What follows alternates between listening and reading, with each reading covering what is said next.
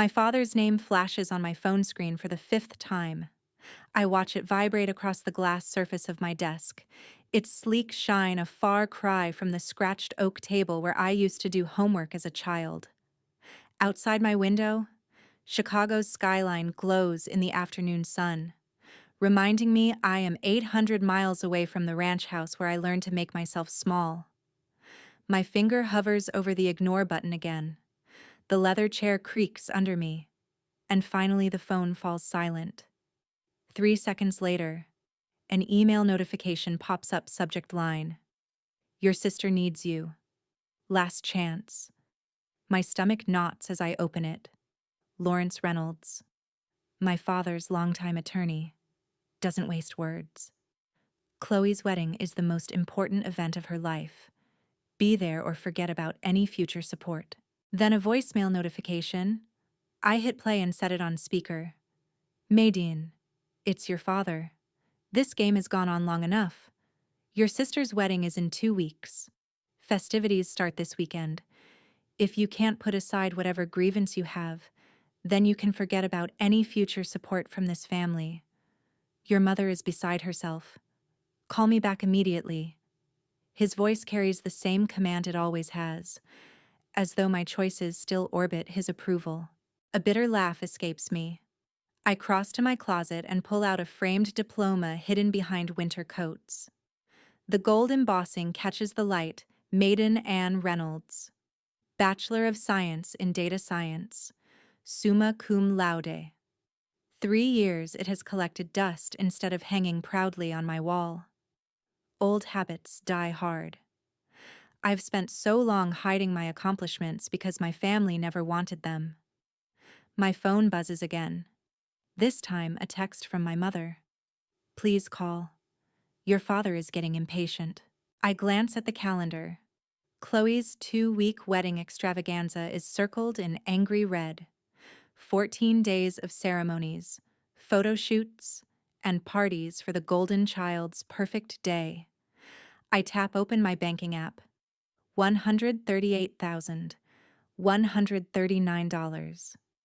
Enough to never need their support again. They just don't know it yet. Memories surface, unbidden. Third grade me clutching a report card full of A's, while Mom nodded absently over her magazine. Later that night, the living room erupted with cheers for Chloe's participation ribbon from a school play. Dad's face glowed with pride. I sat invisible on the stairs. Sophomore year winning a blue ribbon at the science fair for analyzing local water quality. Both parents absent, busy cheering at Chloe's soccer game where she scored a single goal. Senior year, my acceptance letter from the University of Chicago, hands trembling as I read the scholarship offer. Mom's forehead creased. "That's so far away. Chloe might feel inferior if you go there." Dad didn't even lower his newspaper. "You're staying local." End of story. I fought back quietly. Negotiated to live in the dorms of State University just 20 minutes away. They agreed, thinking I'd surrendered. 2 weeks later, I boarded a bus to Chicago with 2 suitcases and a fake paper trail of community college classes. That was my first real taste of freedom. Now I look in the mirror and no longer see the invisible daughter. My reflection shows a woman they would not recognize, confident, successful, with a 6-figure salary and no need for their approval. I sit back at my desk and trace my name on the diploma. Maiden Ann Reynolds, Product Analyst, invisible no more. My laptop glows as I open an airline website. My fingers move decisively, booking a first-class ticket home. Time they finally see me. I whisper to my reflection. Packing my designer luggage, I tuck the diploma between layers of clothing. A small smile spreads across my face as I imagine their expressions when they discover who I've become. Have you ever had to hide your success from the people who should have celebrated it most? What would you do if your family only valued you when they needed something from you? The rental car crunches down the gravel drive of my childhood home. A florist's van unloads cascades of white roses. The ranch house has been transformed into a bridal magazine spread, ivory fabric draped across the porch railings. My mother opens the door before I can knock, her honey blonde hair coiffed into perfect waves. Maiden, finally. Her hug feels rehearsed, stiff and brief. Decided to support your sister. I see. Inside, vanilla candles and fresh paint overwhelm the scent of my memories. My father emerges from his study, reading glasses perched on his nose. No hug, just a nod and a clipboard. Good. You're here. The programs need folding, guest bags assembled. Chloe needs these done by 4. I just walked in the door, Dad. And now you have something useful to do. Chloe descends the stairs mid-phone call, gesturing wildly about flower arrangements. She barely acknowledges me. This is literally ruining everything. Oh. Hi. Maiden. Thank God you're here. The caterer's threatening to quit, and Mom is useless with the seating chart. Her air kiss lands near my cheek. Nice to see you too, I mutter. At dinner that night, I finally meet Elliot Brady, the fiancé, crypto millionaire, Chloe says proudly. He shakes my hand too firmly, his smile sharp and polished. During the meal, he dominates with tales of blockchain innovations and investment opportunities. Dad hangs on every word. I probe gently. Which exchanges do you trade on? Oh, mostly private platforms, exclusive access. Elliot replies smoothly. Decentralized. Partners in Singapore, Zurich, Dubai. Fascinating. But the unease in my gut grows. Later, in Dad's study, I stumble across refinancing papers for the house signed just 3 weeks ago. A property nearly paid off now, saddled with a heavy new mortgage. From the dining room, I overhear Mom's worried voice. Lawrence, are you sure about this second mortgage? That's everything for my inheritance, too. Dad answers with crisp certainty. Elliot guaranteed 20% returns. This is how real wealth is built. My blood runs cold. All their money, funneled into Elliot's vague promises. I press a hand to the wall to steady myself. For the first time since stepping foot here, I realize I may not just be the invisible daughter anymore. I may be the only one who sees the truth. Aunt Helen and I stand in the back garden the next morning, pretending to admire the flower arrangements she contributed. Her eyes, gray and sharp like mine, flick toward the house. You see it too, don't you? She murmurs. I nod. He's a fraud.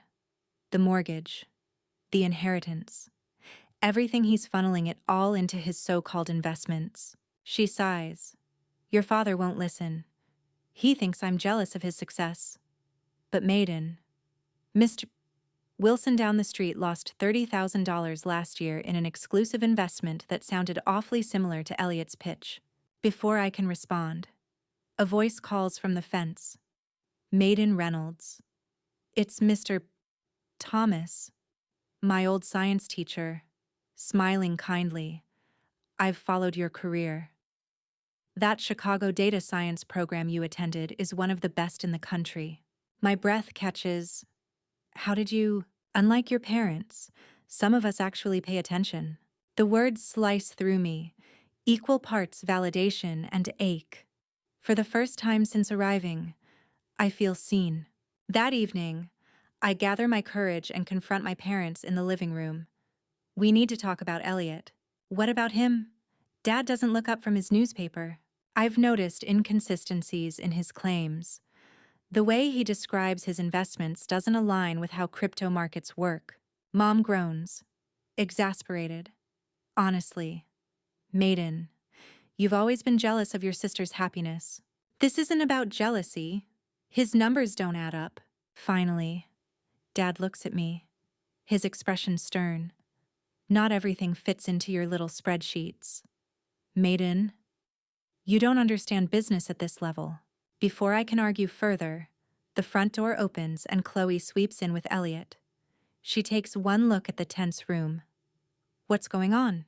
Your sister has concerns about Elliot's business, Dad explains. Chloe's face crumples. Are you serious? You disappear for 3 years and immediately try to ruin the only good thing in my life. Elliot slips an arm around her shoulders, his voice smooth. It's okay, babe. Some people just don't understand innovation. Their faces defensive, dismissive, deluded make it clear.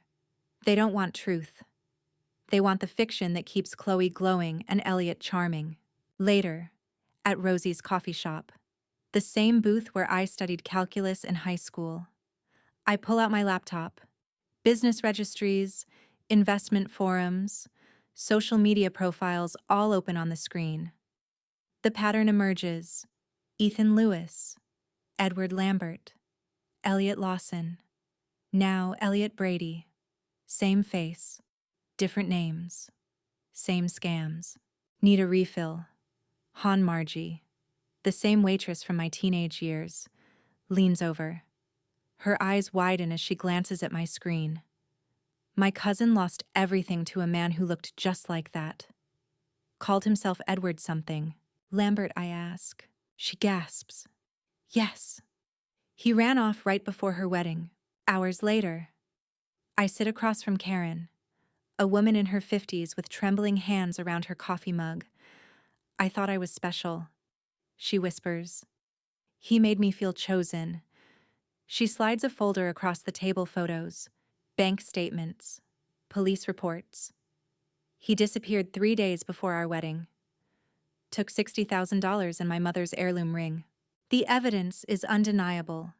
3 different women, 3 different states, identical stories, all pointing to the man now marrying my sister. The knot in my stomach tightens. Chloe's wedding is 5 days away. When I return home, Mom blocks me in the hallway. Where have you been? The flower arrangements need checking, and Chloe's having a meltdown over the place cards. It's barely noon, I reply. I was researching something important. More important than your sister's wedding. She thrusts a checklist into my hands. Your father says you've barely helped at all. You need to fix your attitude. A familiar weight presses down, the same old criticism, the same invisibility except when they need me. I find Chloe in the dining room, surrounded by crumpled tissues and rejected table settings. Her eyes are smudged with mascara. The calligrapher messed up the font. She sobs. Where were you? I texted you for hours. I glance at my phone: 3 messages. The first sent less than an hour ago. You've always done this, Chloe continues, voice rising. Disappearing when I need you, then showing up to overshadow me. You can't stand that I found someone amazing while you're alone in Chicago doing some boring job. I bite back the truth that my boring job pays 6 figures, that I've built a life without them. Instead, I pick up one of the place cards. I can call the calligrapher. Dad already did. She snaps, dabbing her eyes. At least he supports me. That night, I lay out my evidence across the coffee table: screenshots, bank records, Karen's signed statement. My parents sit stiffly on the couch. Chloe perched in the armchair. Elliot standing by the fireplace with his perfect smile. This is a case of mistaken identity, he says smoothly. I just have a common face. People mix me up all the time. 3 women in 3 states, I press. All abandoned days before the wedding, all with the same story. Absurd. Dad cuts in. This is slander. Maiden.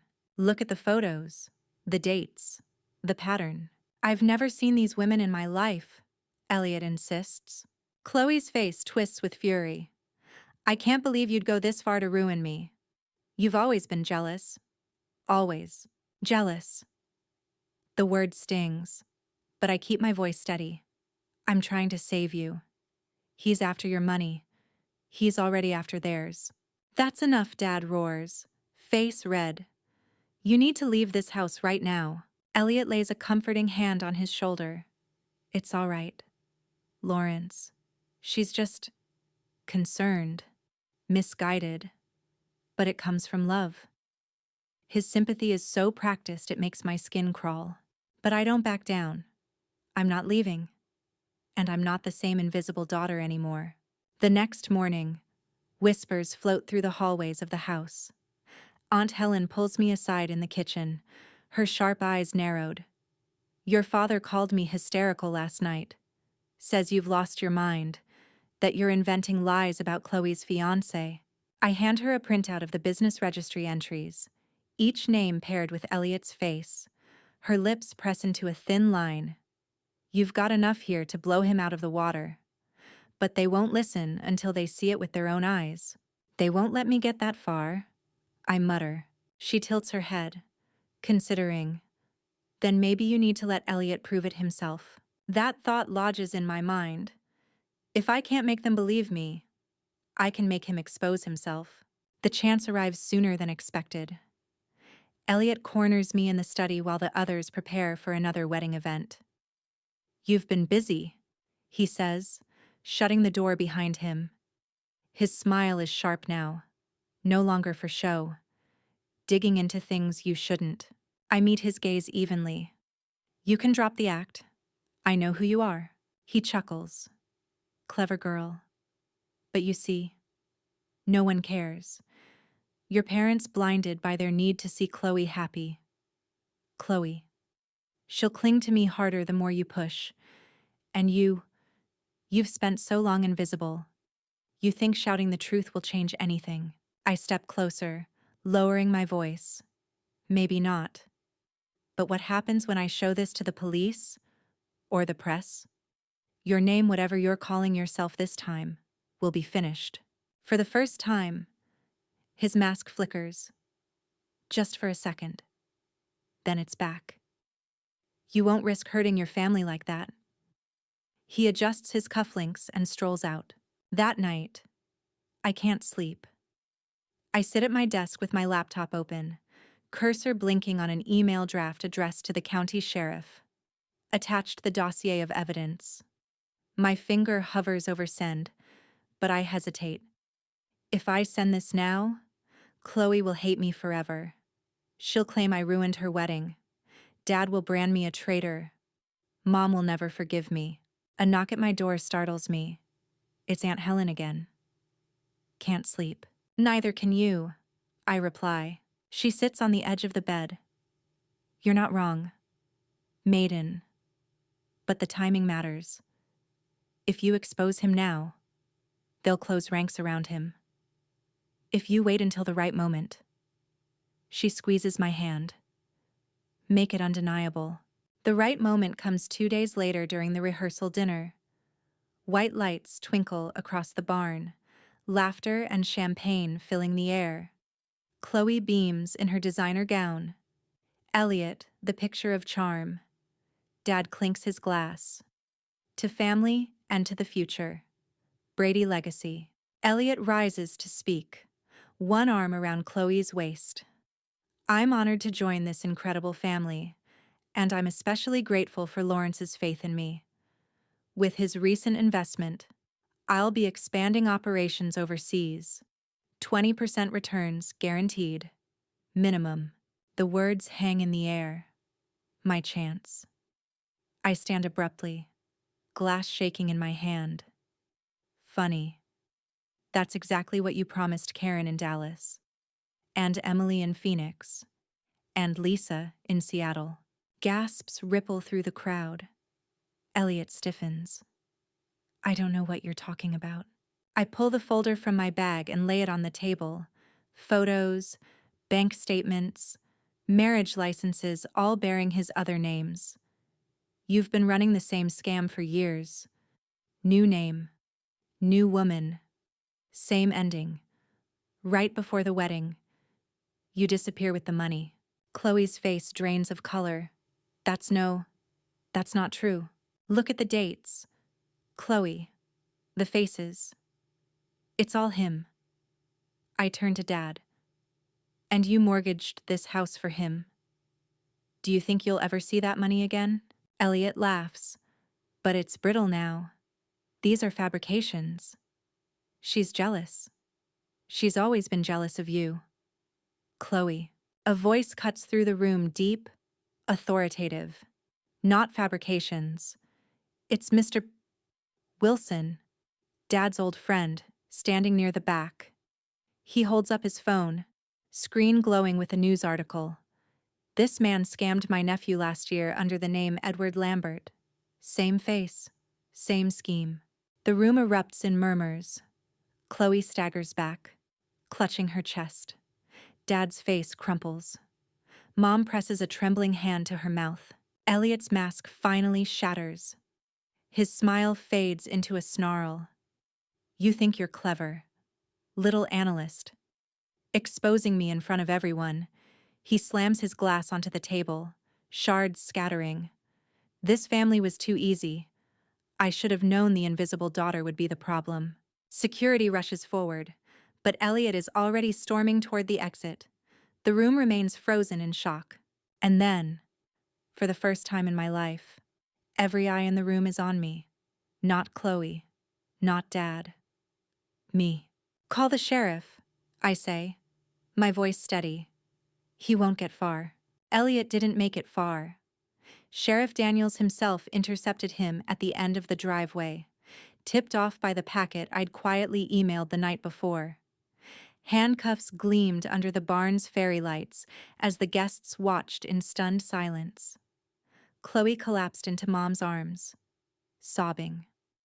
Dad stood frozen, as if the mortgage papers weighed him down more than steel chains ever could.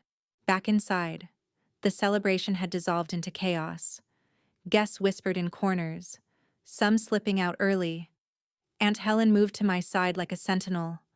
Well done, she murmured. You hit him where it hurt his ego. But my family, they didn't rush to thank me. They didn't even look at me. In the days that followed, the household operated under a haze of denial. Chloe spent hours in bed with the curtains drawn, alternating between wailing heartbreak and venomous accusations. You ruined my life. Maiden, he loved me. He chose me. Mom hovered at her side, soothing, validating, ignoring me completely. Dad busied himself in his study, stacks of bank statements and loan documents piling around him like gravestones. When I offered to review them, he snapped, I don't need your condescension. It was Aunt Helen who sat with me on the porch at dusk, sipping sweet tea. They can't admit it yet. To do so would mean admitting they've been blind for years. But Chloe almost married a con artist. Dad almost lost the house. I shook my head. How is that not enough to make them see? Because seeing you clearly would mean acknowledging they've been wrong about you your whole life, she said softly. Her words lodged deep. 2 days later, I packed my suitcase. My ticket back to Chicago blinked on my phone screen. I slipped my diploma from beneath my clothes and laid it on the dresser, staring at the embossed gold letters. I'd thought bringing it home would force them to see me differently, but maybe nothing ever would. As I wheeled my bag down the hallway, Dad stepped out of his study. His face was gaunt, his voice gravelly. You're leaving? Yes. He studied me for a long moment. You've made quite a life for yourself, haven't you? My throat tightened. It wasn't quite an apology, but it was the closest thing I'd ever gotten. Yes, I have. He nodded once, then retreated into his office. The door clicked shut behind him. At the airport gate, my phone buzzed with a message from Aunt Helen. You did the right thing. Don't ever doubt that. They'll come around in time or they won't. But you know who you are now. I stared out at the tarmac, letting the words settle. For the first time, I didn't feel invisible. Not because they finally saw me, but because I finally saw myself. Back in Chicago, life resumed with a surprising lightness. My colleagues welcomed me with hugs and stories about projects I'd missed. My boss congratulated me on a successful data presentation I'd submitted before leaving. I slid back into the rhythm of work and city life. But something fundamental had shifted. No more hiding my achievements.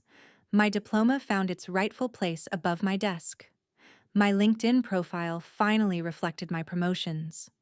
I even started mentoring younger analysts, something I'd always put off, fearing I wasn't enough. One evening, as the skyline glowed pink against Lake Michigan, I received an email from Lawrence Reynolds, my father's attorney. Your father wishes to update his estate documents. He's asked that you be included in the discussions. I stared at the screen, torn between a bitter laugh and a flood of emotions. It wasn't validation, not really. It was practical necessity, probably spurred by the financial wreckage Elliot left behind. But still it was acknowledgement. A footnote, maybe, but one that had my name. I hit delete. Instead, I called Aunt Helen. How's Chloe? She's adjusting, Helen said carefully. She started therapy. Your mom's still circling the wagons. But your dad, well, I think he's humbled. And you, I'm proud of you. Maiden. Always have been. Her words warmed me more than any inheritance ever could. That night, I wrote in my journal a habit I'd let slip in the chaos. For years, I thought I needed them to see me, to prove I was worth something. But visibility doesn't come from their eyes. It comes from my own. And I see myself clearly now. When the notification came weeks later that Elliot, real name Edward Lambert, had pled guilty to multiple counts of fraud, I forwarded the article to Aunt Helen. No gloating. No, I told you so. Just the truth. Finally written where everyone could see. She replied with a single line, and so the invisible daughter becomes undeniable. I closed my laptop, a smile spreading across my face, because for the first time, I believed it.